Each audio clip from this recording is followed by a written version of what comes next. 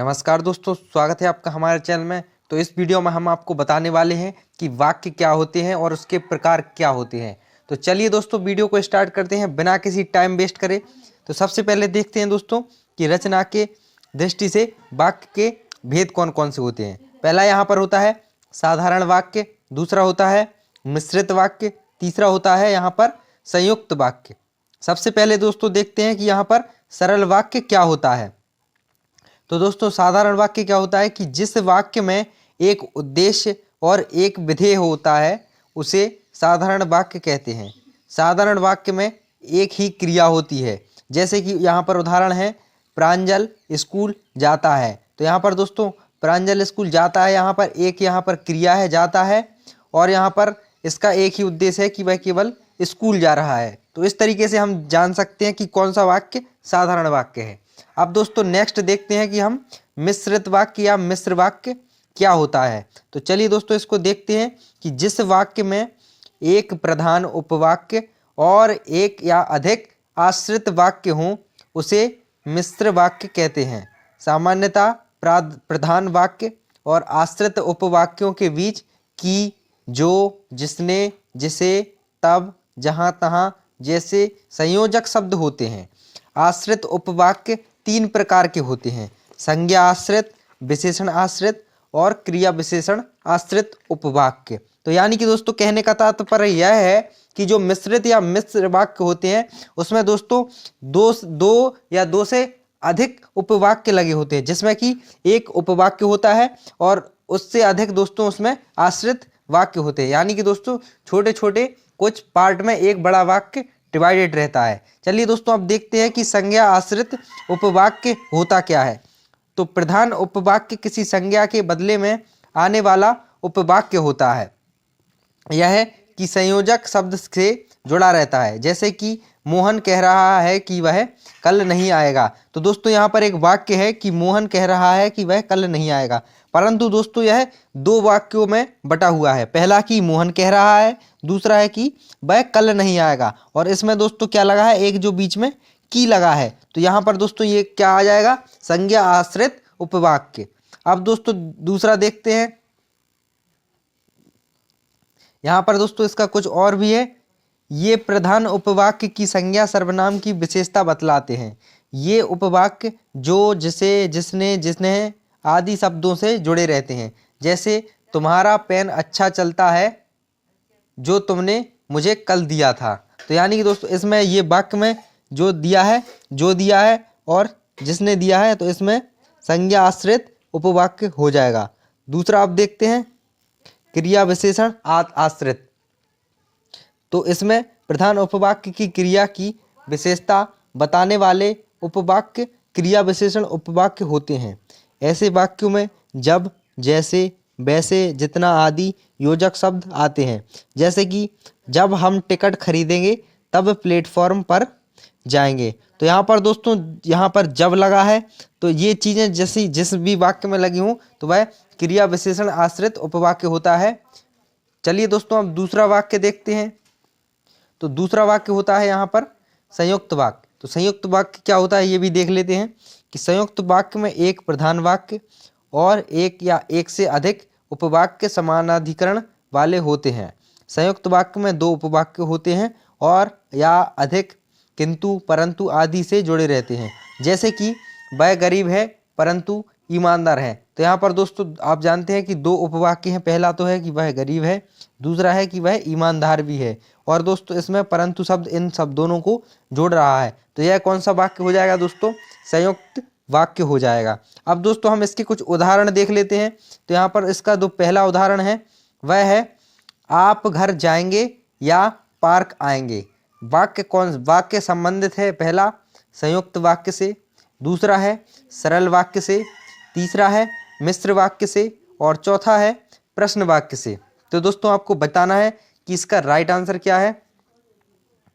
तो चलिए दोस्तों देखते हैं। इसका जो राइट आंसर है वह है दोस्तों संयुक्त वाक्य, क्योंकि दोस्तों यहाँ पर एक वाक्य यह है कि आप घर जाएंगे, दूसरा वाक्य यह है कि पार्क जाएंगे, और यहाँ पर दोस्तों या शब्द से जुड़ा हुआ है। तो यहाँ पर हमारा ऑप्शन नंबर ए करेक्ट हो जाएगा, संयुक्त वाक्य। अब दोस्तों यहाँ पर दूसरा उदाहरण देखते हैं। दूसरा उदाहरण है राम आया सब प्रसन्न हो गए। वाक्य का संयुक्त वाक्य रूपांतरण क्या है? तो दोस्तों यहाँ पर एक वाक्य है कि राम आया और सब प्रसन्न हो गए। तो दोस्तों जब हम इसका अगर संयुक्त वाक्य में करेंगे तो यहाँ पर बीच में एक कोई शब्द आ जाएगा, जैसे कि और आ जाएगा। तो यहाँ पर हो गया राम आया और सब प्रसन्न हो गए। तो इसका राइट आंसर है ऑप्शन नंबर ए, राम आया और सब प्रसन्न हो गए। चलिए दोस्तों अब इसका उदाहरण दूसरा देख लेते हैं।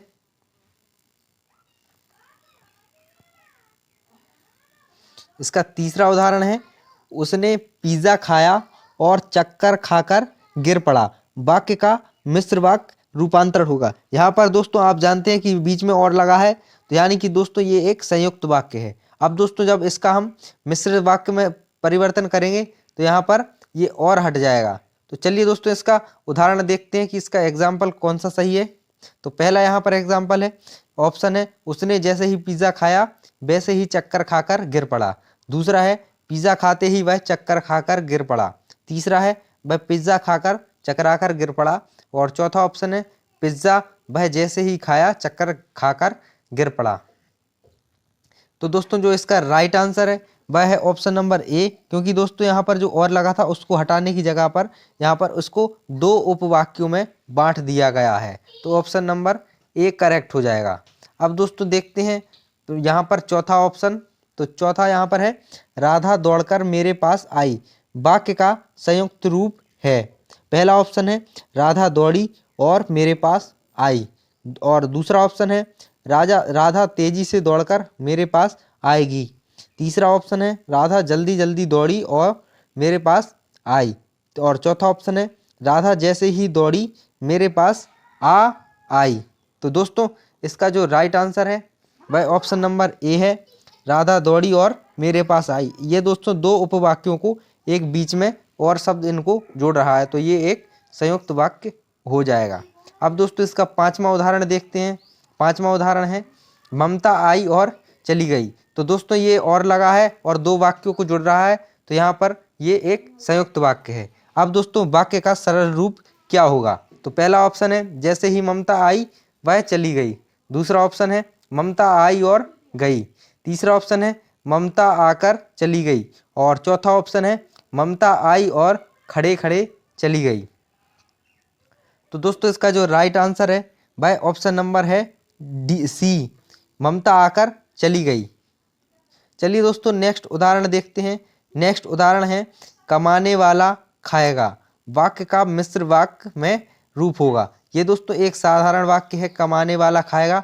तो ये मिश्र वाक्य क्या होता है दोस्तों, इसको दो उपवाक्यों में विभाजित कर देते हैं तो वह मिश्र वाक्य हो जाता है। अब इसका पहला उदाहरण है, पहला एग्जाम्पल है कमाने वाला ही खाता है। तो दोस्तों ये तो सरल वाक्य हो जाएगा। दूसरा है कमाने वाला ही खाएगा, तो ये भी दोस्तों सरल वाक्य है। अब इसका नेक्स्ट यहाँ पर दो एग्जाम्पल्स और देखते हैं। तो नेक्स्ट एग्जाम्पल है जैसा ही वह कमाएगा तब से खाएगा। और चौथा ऑप्शन है जो कमाएगा वह खाएगा। तो दोस्तों जो इसका राइट आंसर है वह है ऑप्शन नंबर डी, पहला, क्योंकि दोस्तों यहाँ पर दो उपवाक्य हो गए हैं। पहला है जो कमाएगा और वह खाएगा। तो चलिए दोस्तों अब नेक्स्ट उदाहरण देखते हैं। नेक्स्ट उदाहरण है जब मजदूरों ने अपना काम पूरा कर लिया तब वे चले गए। वाक्य का संयुक्त रूप क्या होगा? मजदूर अपना काम पूरा करके चले गए, पहला तो यह है। दूसरा है मजदूरों ने अपना काम पूरा किया और वे चले गए। तीसरा क्या है जैसे ही मजदूरों ने अपना काम पूरा कर लिया वे चले गए। और चौथा ऑप्शन है मजदूरों ने अपना कार्य किया और चले गए। तो दोस्तों इसका राइट आंसर है ऑप्शन नंबर बी, मजदूरों ने अपना काम पूरा किया और वे चले गए। तो आप दोस्तों देख सकते हैं कि यहाँ पर एक तो उपवाक्य यह है कि मजदूरों ने अपना पूरा कार्य किया, और दूसरा क्या है उपवाक्य वे चले गए। तो इसको दोस्तों और शब्द से जोड़ा गया है, तो ये संयुक्त वाक्य हमारा हो जाएगा। नेक्स्ट देखते हैं दोस्तों, सांझ हुई और पक्षी घोंसले में आ गए। यह दोस्तों आपको पता है कि एक संयुक्त वाक्य है, तो वाक्य का मिश्रित रूप क्या होगा? तो दोस्तों मिश्रित रूप में क्या होता है, यहाँ पर जो बीच में शब्द लगे रहते हैं इनको हटाकर यहाँ पर दो उपवाक्यों में विभाजित कर दिया जाता है। तो पहला ऑप्शन है जैसे ही सांझ हुई पक्षी घोंसले में आ गए। दूसरा क्या है शाम होते ही पक्षी घोंसले में आ गए। तीसरा है सांझ को पक्षी घोंसले में आ गए, और चौथा ऑप्शन है उपरोक्त कोई नहीं। तो यहाँ पर दोस्तों जो ऑप्शन नंबर बी है वह तो साधारण वाक्य है, और दोस्तों जो ऑप्शन नंबर सी है वह भी दोस्तों यहाँ पर सरल वाक्य का उदाहरण है। तो जो ऑप्शन नंबर ए है वह बिल्कुल करेक्ट है कि जैसे ही सांझ हुई पक्षी घोंसले में आ गए। चलिए दोस्तों अब यहाँ पर नेक्स्ट उदाहरण देखते हैं। नेक्स्ट उदाहरण है जैसे ही सिपाही ने इशारा किया गाड़ी चल दी। वाक्य का भेद क्या है? तो दोस्तों पहला ऑप्शन है सरल वाक्य, दूसरा है मिश्र वाक्य, तीसरा है संयुक्त वाक्य और चौथा है देशज वाक्य। तो दोस्तों ऑप्शन नंबर डी तो कट हो जाएगा क्योंकि ये तो हो ही नहीं सकता।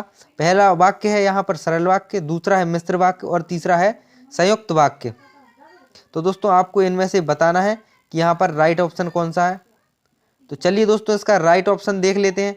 तो दोस्तों इसका जो राइट ऑप्शन है वह है ऑप्शन नंबर बी मिश्र वाक्य, क्योंकि दोस्तों यहाँ पर डायरेक्ट दो उपवाक्य हैं। जैसे ही सिपाही ने इशारा किया गाड़ी चल दी, तो यहाँ पर मिश्र वाक्य हो जाएगा। अब दोस्तों यहाँ पर नेक्स्ट एग्जाम्पल देखते हैं।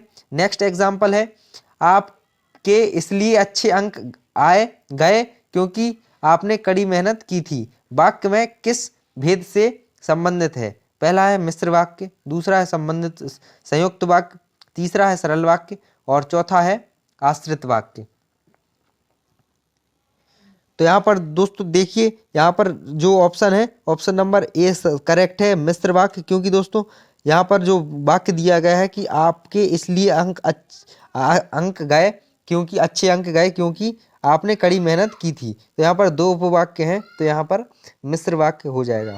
आपको दोस्तों ये वीडियो कैसा लगा कमेंट करके बताइए और चैनल को सब्सक्राइब कर लीजिए।